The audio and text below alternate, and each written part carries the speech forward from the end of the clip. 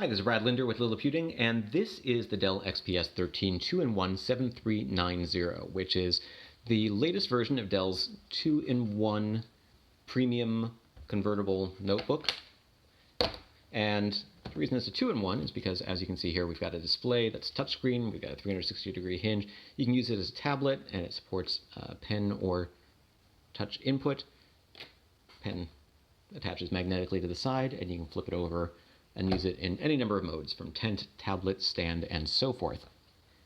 It's an upgrade over previous versions in a couple of key ways. The main one being that instead of having a sort of low-power Y-series processor, this version has a 15-watt Intel Core U-series chip, and it's one of the first laptops, in fact, to feature an Intel Ice Lake processor with support for up to Intel Iris Plus graphics, and that's actually the main reason I wanted to review this laptop when Dell offered me the opportunity. It's also got a couple of other key differences from earlier versions, which we'll go over in a little bit, including some changes to the keyboard, to the display, and overall it has a camera here above the display instead of below the display. Overall, it's a pretty nice design, and for a laptop that sells for $1,000 and up, I think the move away from the Y-series processor to the Core U-series processor is the right decision, because it offers the kind of performance you would expect from a portable laptop in that price range. It's not fanless anymore, but it's still relatively quiet and offers decent performance. So let's talk a little bit about that performance. The Intel Core U-series processor is a 15-watt chip that's it's a quad-core processor. This particular model has a Core i7-1065G7 processor. That's a lot of numbers, but basically what it comes down to is it's one of the most powerful 10th generation Intel Core U series chips so far, and 10th generation actually covers both Ice Lake and Comet Lake, but in terms of Ice Lake, it's a 10 nanometer chip that has Iris Plus graphics. And there are a number of different ways you can measure graphics performance. Basically, it helps when it comes to gaming, it helps when it comes to video rendering, image editing, things that really can leverage the GPU.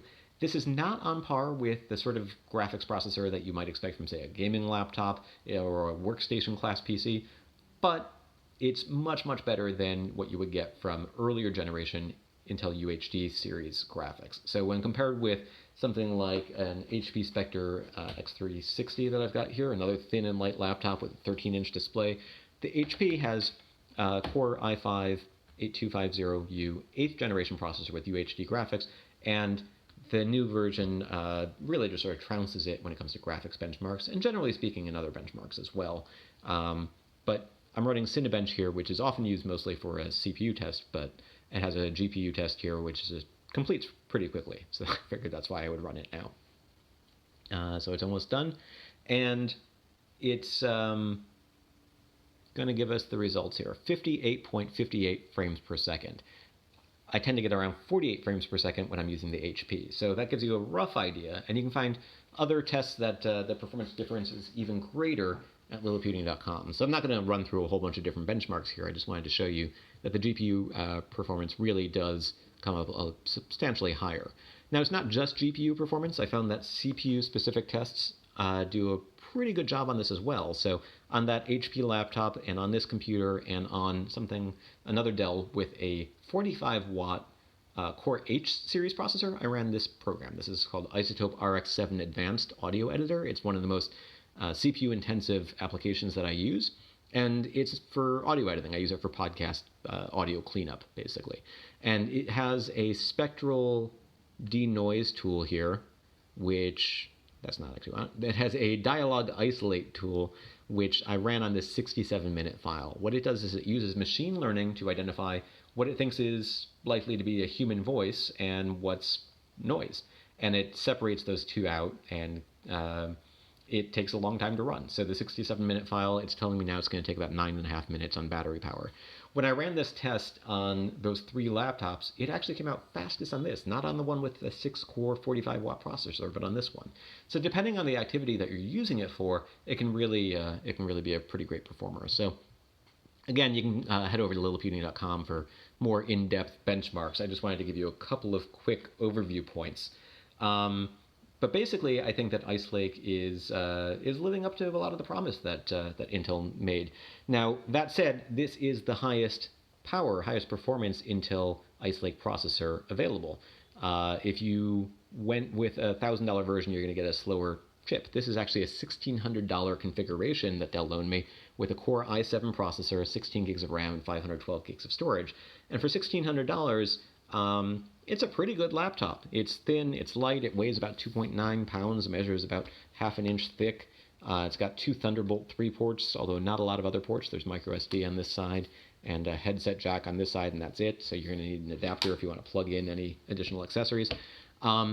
But the battery life is not stellar, and there's a couple of other sort of things that I would nitpick about this particular laptop. So I'll go over those things. It gets around 6 to 8 hours of battery life in my testing. Other people have tested the same laptop and gotten longer battery life, so it's going to depend on what it is you do. I tend to do a lot of web work, which requires spending all day online, multiple browser tabs open, working in multiple tabs, and I don't know, maybe that just runs the battery down. I ran a HD YouTube video for about 8 hours and 10 minutes before the battery died. Other people have gotten longer runtime. So, again, maybe it depends on what it is that you're going to do with it. In terms of design, it's got this aluminum exterior. It's got a hinge that is designed to be openable with just a single finger until you get to that point. Then you sort of need to use the second one to open it. It's got a pretty good fingerprint sensor that does a great job of detecting biometric input. It does come with this pressure-sensitive pen that allows you to write or draw, two things that I'm not particularly good at, but I will show you that it does support pressure sensitivity. And it's a versatile sort of multi-mode tablet. It does have a 16 by 10 aspect ratio display, which is kind of a mixed blessing if you ask me. It gives you a little bit more vertical space than you would otherwise have, but it does mean, so you can fit a little bit more text on the screen. When I open the same a bit of text on that HP, which has a 13.3-inch 1920 by 1080 pixel display, it sort of stops right around here.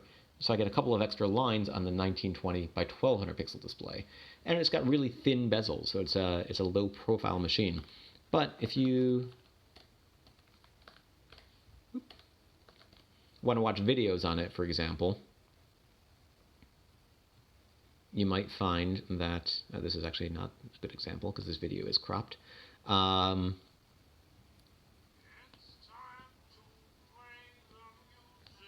When you open up a video in full screen, you'll see little black bars at the top and the bottom. Not huge black bars, but they are there.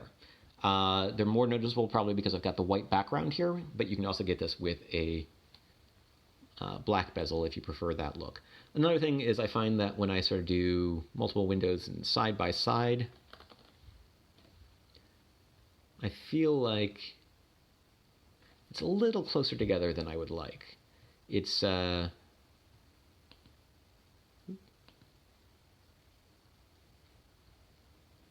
just a little more cramped on this screen than it might be on something like a traditional 1920 by 1080 pixel.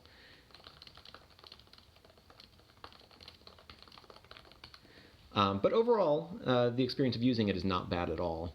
The keyboard, actually, let's keep this open for a second and go full screen. The keyboard has just 0.7 millimeters of key travel, but it's a magnetic or maglev keyboard that has pretty good tactile feedback. When I first, I'm going to stop typing everything I write here, but when I first started using it, I found that I made maybe a few more typos than I normally would, but after a couple of days I got used to it, and overall I like the layout. It also has this very wide touchpad, which sometimes can lead to problems with the palm moving the cursor around and making text jump as you type, but I'm trying to move the cursor and it's just not working. Now I'm doing it with my finger and the cursor moves. So it does a pretty good job of rejecting palm input. The one thing that I would say, though, about the color is it's available with black interior or white interior, black carbon fiber palm rest or white glass fiber palm rest. I really like the look of the white glass fiber here, but I don't love two things about it. One is it makes the webcam a little bit more visible. It's above the screen in the proper location. Previous versions had it below the screen, which meant that you would sort of see your fingers as you were typing. Now you don't, so that's great. There's not room up there for IR webcam for facial recognition, but the fingerprint sensor works pretty nicely, so I don't miss it. But it stands out more than it would if you had a black bezel on the top. And then the other thing is the keyboard, when it's illuminated, you've got, when it's turned, basically when the illumination is off, you've got white keys with a black background. Turn the illumination on, you've got white keys with a white background that makes the keys kind of invisible in certain lighting situations. If it's really dark, you don't notice this. If it's really bright, you don't notice this. But in a lot of other situations, turning on the light makes the keys harder to see rather than easier to see. So I've actually just found myself leaving it off the vast majority of the time. That's sort of a weird quirk that's only going to apply if you get the white version. If you get the black version, it's not a problem. But I kind of wish that Dell had just gone with a different keyboard light. If they'd gone with red or green or blue or some other color, purple, I don't know. That wouldn't necessarily have been a problem. But it's sort of a weird quirk here. Everything else is not really that big a deal. I think some people might not love the maglev keyboard. If you get a chance to try this out in person before deciding whether to purchase it, that's probably not a bad idea. But it grew on me. I didn't love it at first, but then I sort of got used to it. Now, as I mentioned, there's only a couple of ports, so if you wanted to plug in like a USB flash drive, it's just not gonna go in there. So you're gonna need to carry around some dongles or a docking station or a USB hub or something in order to use that. It does charge via a USB Type-C adapter, and it's a relatively compact adapter, which is nice as well. And I've been able to charge it off of a power bank. So I only get around 6 to 8 hours of battery life, but I have a 70 watt hour battery pack that can output 45 watts. So I plug that in and I can pretty much double my battery life on the go. Now that said, it's about a 2.9 pound laptop and a 1 pound battery. So at that point, maybe I should just get a bigger laptop. But it is nice to have that capability. This version, as I mentioned, has 16 gigs of RAM, 512 gigs of storage. Both are not easily user replaceable. I'm not sure if they're user replaceable at all. They're described as onboard storage, and in order to open up the case, you would need to have a Torx screwdriver, which I just don't happen to have handy, so I haven't looked inside. So Dell doesn't expect you to do any user upgrades, so the battery, if I'm only getting 6 to 8 hours now, it might be less in a couple of years. So that makes the high price sort of the biggest stumbling block for me. But other people have reviewed the same laptop and gotten longer battery life, so it is possible that I'm just particularly difficult on it. This particular model ships with Windows 10, but I've tried Ubuntu Linux on it, and everything seems to work out of the box. No problem with Wi-Fi volume and brightness, on-screen buttons. Even the pen seemed to work out of the box. So it's not a bad candidate for something if you wanted to use a different operating system. I haven't tested it extensively. I just ran it from a USB flash drive. But as far as I can tell, the out-of-the-box experience is not bad. And Phoronix.com has more details about performance tests comparing Windows and Linux and so forth on this particular laptop. They wanted to test it for the same reason I did, which is it's one of the first commercially available devices with an Ice Lake processor. So overall, I think it's a pretty promising showing for one of the first Ice Lake laptops, and it's a pretty nice upgrade over previous generation Intel or Dell XPS 13 2-in-1 devices. My main concern really is that if you're going to get the white model, then you might want to be, I don't know, come up with some alternate option for the keyboard lighting, and battery life could be better. But again, your use may vary. It might just be that I'm particularly bad on battery life because other people have gotten longer run times from it. It's not exactly a gaming machine, but I've been able to play some games. I did a little bit of Mutant Year Zero and more casual gaming like The End Is Nigh, which actually runs really nicely on this. See if I can fire that up real quick before we're done here. Casual games, of course, are probably going to run pretty well on just about anything, but it's nice to know that this laptop, while it's not designed to be a gaming laptop, is something that can do a variety of different types of gaming activities, if I can get it to run properly. Maybe I need to run the Epic Game Launcher first.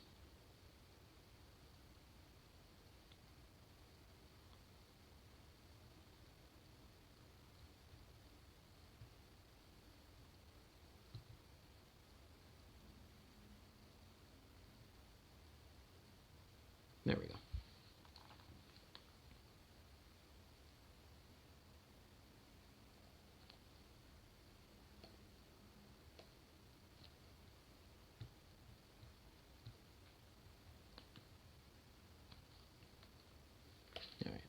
off the audio, didn't I?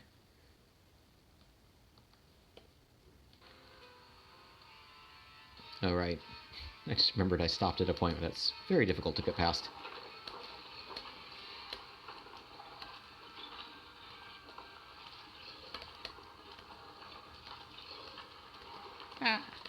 All right, you get the idea.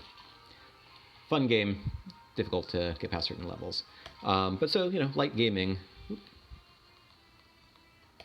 is definitely a possibility. And overall, that is a first look at the Dell XPS 13 2-in-1 7390. You can find more details about this laptop and Ice Lake processors in general at liliputing.com. This is Brad Linder with Liliputing.